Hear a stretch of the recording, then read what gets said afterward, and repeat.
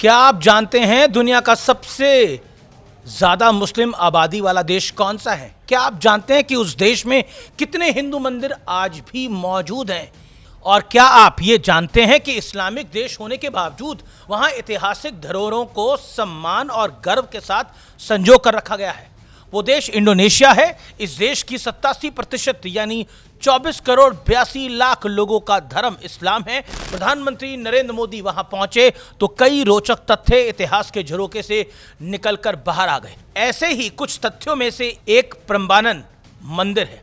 1000 साल पुराना ये मंदिर यूनेस्को वर्ल्ड हेरिटेज साइट है और भारत अब इस मंदिर के जीर्णोद्धार में मदद करेगा। ये भारत के लिए सौभाग्य की बात है। ये सब सुनने में किसी और दुनिया की कहानी लगती है ना, क्योंकि हमारे इर्द गिर्द तो पाकिस्तान और बांग्लादेश जैसे जाहिलों की जमात वाले देश हैं, जहां मंदिर को तोड़ना वहां की बहुसंख्यक आबादी अपनी जिम्मेदारी का एक बड़ा हिस्सा मानती है। हमने अफगानिस्तान के बामियान में भगवान बुद्ध की मूर्तियों को खंडित होते हुए देखा है, बम लगाकर उड़ाते हुए देखा है। काशी, मथुरा, अयोध्या और न जाने कितने मंदिरों को जमींदोज करने वाले आदेशों को के दस्तावेजों को पढ़ा है। इसलिए ताज्जुब होता है कि दुनिया की सबसे बड़ी मुस्लिम आबादी वाला यह मुल्क इतना सहनशील कैसे हो सकता है। इस कहानी के दो हिस्से हैं जनाब। एक हिस्सा वो है जो इंडोनेशिया के सनातनी विश्वास को हाईलाइट करता है और दूसरा बड़ा हिस्सा वो है जो उस व्यक्ति की कार्यशैली से जुड़ा है जो भारत के साथ साथ देश विदेश में सनातन से जुड़ी विरासतों को संजोने का काम चुपचाप कर रहे हैं। प्रधानमंत्री नरेंद्र मोदी ने आते ही काशी का रंग रूप बदल डाला। भव्य विश्वनाथ धाम कॉरिडोर का निर्माण कराया, अयोध्या में श्री राम मंदिर का निर्माण हुआ, उज्जैन में महाकाल लोक बना तो केदारनाथ धाम में शानदार विकास कार्य हुए।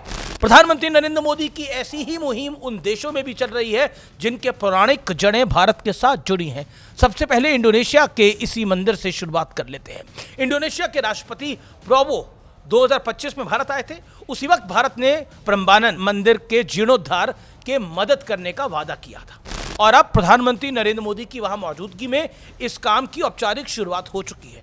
गुरुवार को प्रधानमंत्री नरेंद्र मोदी और राष्ट्रपति प्रबोवो मंदिर प्रांगण में मौजूद रहे। क्या खूबसूरत नजारा था। बीचों बीच विशालकाय शिव का मंदिर, चारों तरफ छोटे छोटे मंदिरों की श्रृंखला। ये इंडोनेशिया का सबसे बड़ा हिंदू मंदिर है जो भगवान शिव, विष्णु और ब्रह्मा जी तीनों देवताओं को समर्पित है। कहते हैं ना, ब्रह्मा विष्णु महेश, यही है सृष्टि के निर्माता, कर्ता और धर्ता। मंदिर के प्रांगण में मंत्रोच्चारण की गूंज सुनकर लगा जैसे तस्वीरें इंडोनेशिया की नहीं है, मेरे काशी विश्वनाथ धाम की हो। सुनिए जरा ये मंत्रोच्चारण सुन के कैसा महसूस हो रहा है।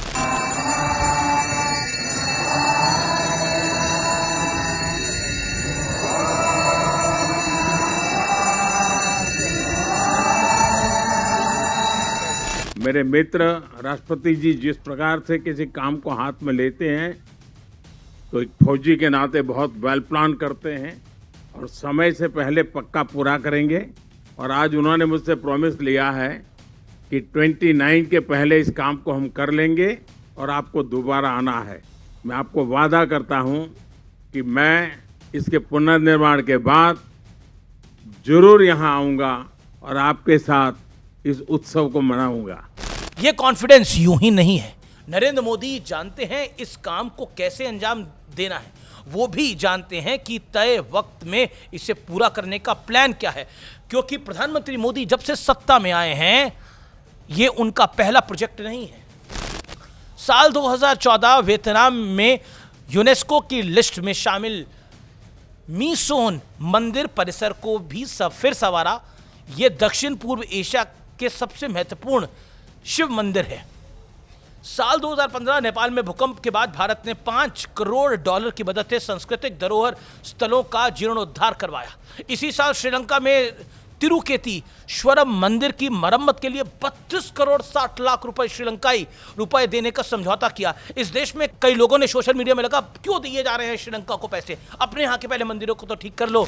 कुछ मंदिरों की दुनिया में मान्यता है और हमारे हिंदू समाज में भी मान्यता है, हमारे हिस्ट्री इतिहास में भी इसकी मान्यता है। उन मंदिरों का जीर्णोद्धार हमारा कर्तव्य भी है, हमारा धर्म भी है, यानी हमारा कर्म भी है, हमारा धर्म भी है। 2017 म्यांमार के बागान हेरिटेज जोन में 12 ऐतिहासिक पगोड़ा और आनंद मंदिर का पुनर्निर्माण कराया। साल 2019 बहरीन में पीएम मोदी ने 200 साल पुराने श्रीनाथ जी के मंदिर के पुनर्विकास के बाद उद्घाटन किया। साल 2020 बांग्लादेश में जॉय काली माता मंदिर का पुनर्निर्माण भारत के अनुदान से हुआ। साल 2021 बांग्लादेश में ही रमन्ना काली मंदिर का पुनर्निर्माण भारत ने कराया। यह मंदिर 1971 के युद्ध में क्षतिग्रस्त हो गया था।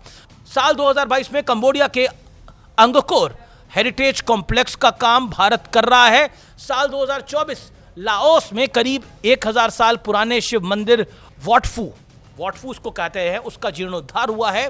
यानी विरासत भी और विकास भी। नरेंद्र मोदी का यह मंत्र केवल पैन इंडिया मुहिम का हिस्सा नहीं है, बल्कि ग्लोबल मिशन है। सनातन को जहां जहां आवश्यकता होती है, नरेंद्र मोदी वहां वहां तक पहुंच जाते हैं।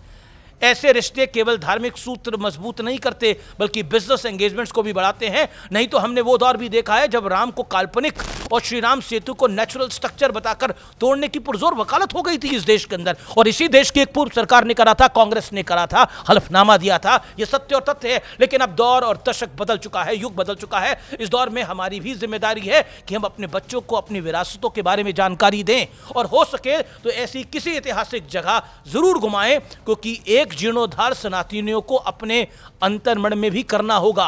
अस्तित्व को बचाने के लिए अंतरात्मा को जगाए रखना जरूरी है, और यही सत्य और तथ्य है। इसलिए मेरा आपसे निवेदन है, मैं अपना कर्म कर रहा हूं, आप अपना धर्म निभाइए। इस वीडियो को ज्यादा से ज्यादा शेयर करिए, घर घर तक पहुंचाइए, क्योंकि ये मंदिर का जीर्णोद्धार नहीं है, हमारे विश्वास का जीर्णोद्धार है, हमारी अटूट परंपरा का जीर्णोद्धार है, ये भारतवर्ष का जीर्णोद्धार है।